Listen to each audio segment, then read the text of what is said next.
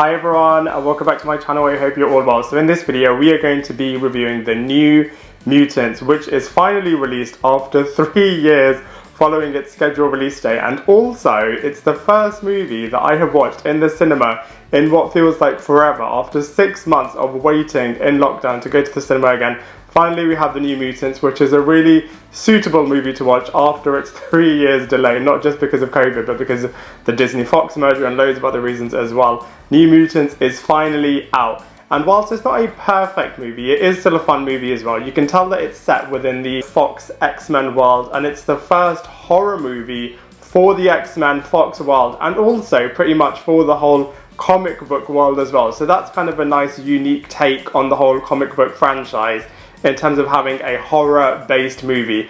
And it's a shame that it most likely won't get its original planned trilogy arc, but you know, for what it is a fun movie, and I'm going to break down everything to do with the New Mutants in this video review. Now, the plot of this movie is actually pretty decent, as it focuses on 5 mutants who have very destructive powers and who have caused a lot of chaos in their path, and as a result they have been put away into a facility where they think they are being trained up to become X-Men. In reality though, they are being trained up to become weapons as part of Essex Corporation, which is the corporation that created the Weapon X program, which is also what is known as Wolverine, and also created his pseudo daughter X-23 in Logan. So it's a very twisted situation whereby these 5 mutant kids are actually being trained up to become weapons for the future. The 5 young mutants all have their character growth storylines as well, in terms of each of them individually have to overcome their particular fears and then try to unite as a group so that they can defeat the situation that they're in, try to not get into Essex Corporation, and finally have their freedom. So from a storyline point of view, New Mutants is actually pretty compelling.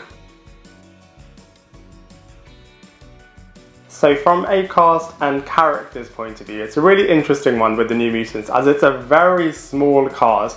You only really have the 5 mutants and the Doctor/Examiner, so it's a very small cast, but actually it works really well. You know, X-Men movies are known for their ensemble pieces, and because it's a small cast, you really get to know all of the new characters, and you get to go through all of the individual storylines and the bigger storyline in this movie really well. So from that point of view, the small cast actually works in its favour in this movie. So let's go through all the characters and actors one by one. So first up, we have Maisie Williams, who plays Rain Sinclair, aka Wolfsbane, and she is in constant conflict with her religious side. She also has her own classic psycho character storyline in the shower scene, very similar to that movie, so that's really interesting. She also has a romance with the Danny character and is definitely the heart and soul of the group. Next up we have Anya Taylor-Joy, who plays Ilyana Rasputin, aka Magic, and she is the sister of Colossus and can travel to Limbo and use sorcery powers. She also has a dragon companion called Lockheed, and she is kind of like the mean girl in the group, and she is overcoming her fears of slavery and being haunted by characters known as Smilers. Next up we have Blue Hunt, who plays Danny Moonstar, aka Mirage, in this movie, and she is definitely the main protagonist in this film. The movie kind of starts and ends with her, and her narrative and her powers are the thing that is most important in this movie. Now, speaking of powers, Mirage has the power of creating illusions based on people's hopes and fears, and that is where the majority of the horror scenes in this movie comes from. Next up we have Henry Zaga, who plays Bobby DaCosta in this movie, aka Firespot, who can create solar energy and as a result is being haunted from burning his girlfriend alive.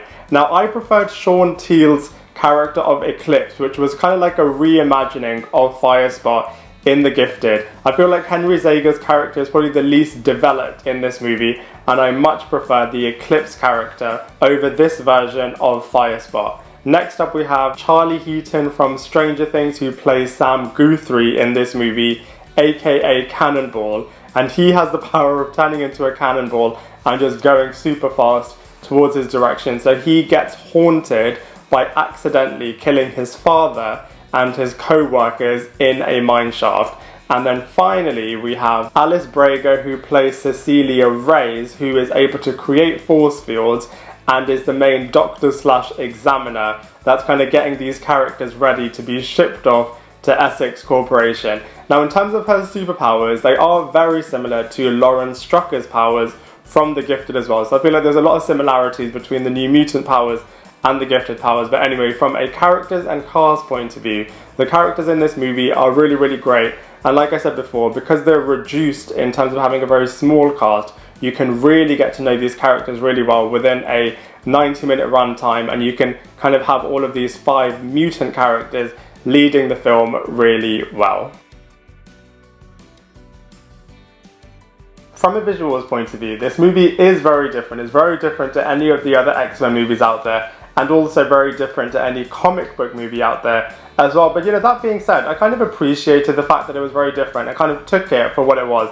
It is very different from a visuals point of view, and also from a storyline and characters and just general aesthetic point of view to anything else out there. But I kind of appreciate that, and I kind of take it for what it is, which is really, really great from a visuals point of view. So, all of the horror scenes are really great. All of the mutant power scenes, when you do see mutant powers, they do look really, really cool. And the medical facility as well just feels very, very chilling. So, from a visuals point of view, it is quite cool. You can tell that it is a little bit low budget, and the sequels definitely would have been a lot better. But, I think it is fine for what it is in terms of being a very horror-based, chilling mutant storyline set within the wider Fox universe.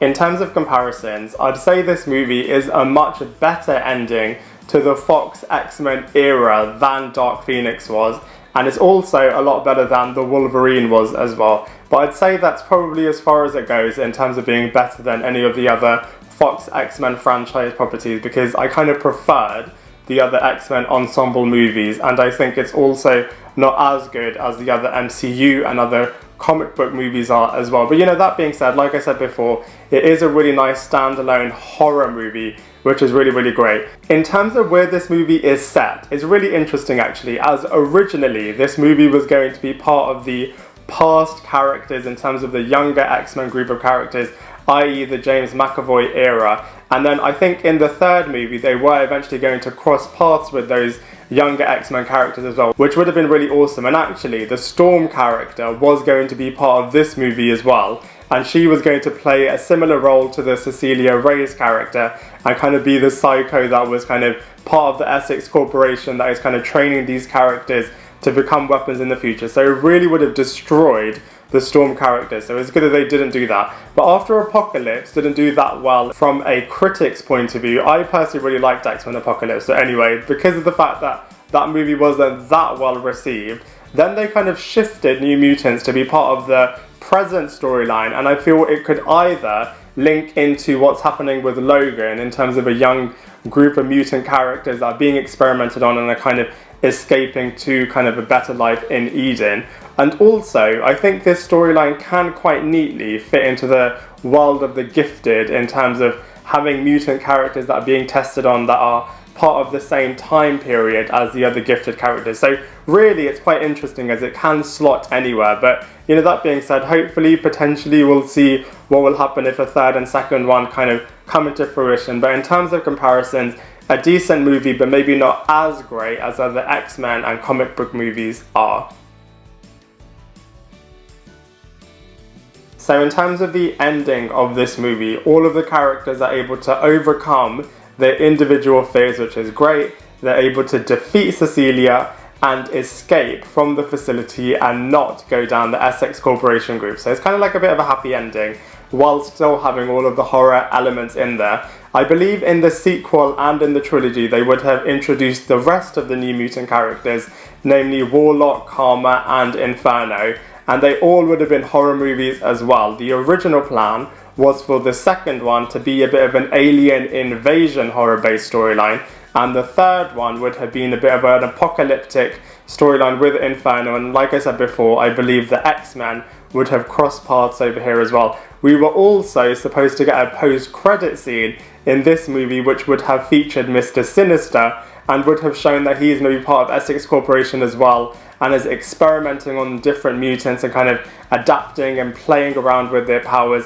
you know, he is the character that actually led Angel to becoming Archangel and not Apocalypse, which is what it looked like was happening in the third kind of new suite of younger X-Men World storyline. So it's a real shame that we're not getting the Mr. Sinister character either. But, you know, it could have been really interesting to kind of see the second and third iteration of this movie franchise and kind of continue the horror-based X-Men mutant world. But, you know, that being said, I feel like the ending of this movie is really nice in terms of being a standalone film and was a really great kind of contained storyline as well.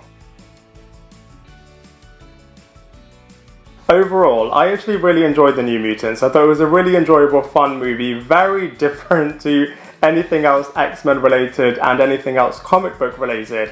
But that being said, you know, Doctor Strange and the Multiverse of Madness is going to also be a horror-based movie. So maybe this is going to become a new thing for comic book universe movies, which is great. And I also think that within the whole mutant world, something like this is a little bit understandable as well, in terms of, you know, having mutants with chaotic, destructive powers that are kind of being taken for experimentation purposes and kind of being used to becoming weapons and kind of being used for evil purposes. So I kind of think that, you know, it does kind of fit into this whole world, which is really fitting. And I also think, you know, we've been waiting ages for this movie and it's finally been released, and I don't think it's as bad as people are making it out to be. But, you know, that being said, I really enjoyed this movie. I thought the characters are great.